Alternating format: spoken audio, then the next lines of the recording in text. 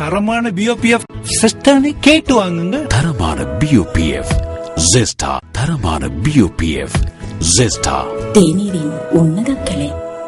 கொழும்பு பொல்கஹவெல ரயில் மார்க்கத்தின் போக்குவரத்து நடவடிக்கைகள் இன்று முற்பகல் சுமார் 3 மணித்தியாலங்கள் வரை நிறுத்தி வைக்கப்பட்டது.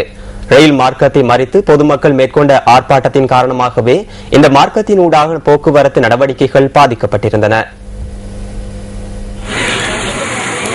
கொழும்பு வடக்கு அதிவேக வீதியின் நிர்மாண பணிகள் காரணமாக தாம் பல பிரச்சினைகளை எதிர்நோக்குவதாக கூறியே பட்டுவத பிரதேச மக்கள் இன்று அதிகாலை ஆர்ப்பாட்டத்தில் ஈடுபட்டனர். அதிவேக வீதி நிர்மாணிக்கப்படுவதற்காக முன்னர் திட்டமிடப்பட்டிருந்த பகுதி பின்னர் மாற்றப்பட்டுள்ளதாக ஆர்ப்பாட்டக்காரர்கள் குறிப்பிட்டுள்ளனர்.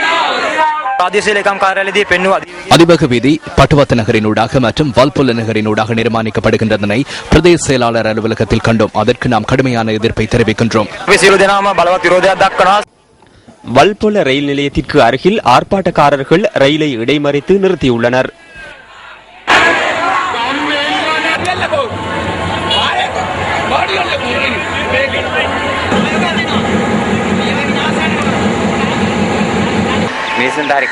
பயணிகளுக்கு சிரமமாக உள்ளது. எனக்கு மாத்திரமல்ல, அனைவருக்கும் சிரமமாக உள்ளது.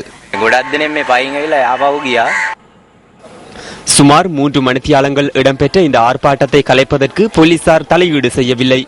கொழும்பு கோட்டை ரயில் நிலையத்திலிருந்து பயணத்தை ஆரம்பித்து நகர்சேர் கடுகதி ரயில் உள்ளிட்ட பல ரயில் சேவைகள் இந்த ஆர்ப்பாட்டம் காரணமாக தடைப்பட்டிருந்தன. இதன்போது ஆர்ப்பாட்டக்காரர்களை கலைப்பதற்காக சமூக சேவைகள் அமைச்சர் ஃபீலிக்ஸ் பெரேரா அந்த இடத்திற்கு வருகை தந்திருந்தார். ரயில் மார்க்கத்தை தடை செய்ய வேண்டாம், அது தவறான செயலாகும். போலியான கேள்விகளை எழுப்ப வேண்டாம். நடக்காத ஒரு விடயத்திற்காக ஆர்ப்பாட்டங்களில் ஈடுபட வேண்டாம்.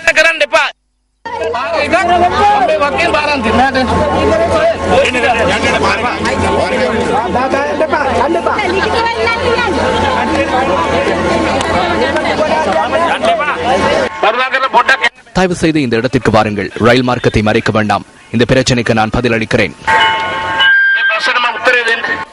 அமைச்சர் பல்வேறு கோரிக்கைகளை முன்வைத்த போதிலும் ஆர்ப்பாட்டக்காரர்கள் அவ்விடத்தை விட்டு நகரவில்லை.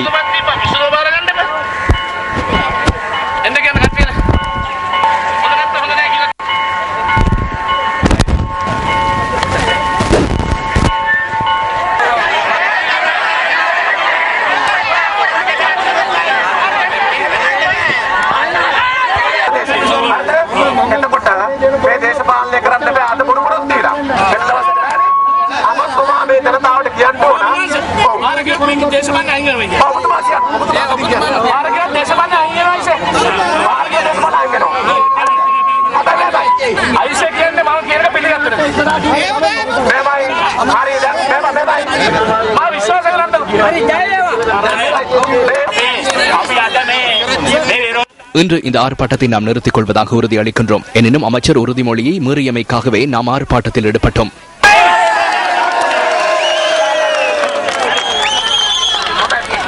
அதன் பின்னர் ஆர்ப்பாட்டக்காரர்கள் அந்த இடத்தை விட்டு நகர்ந்ததை அடுத்து ரயில் சேவைகள் வழமைக்கு திரும்பின.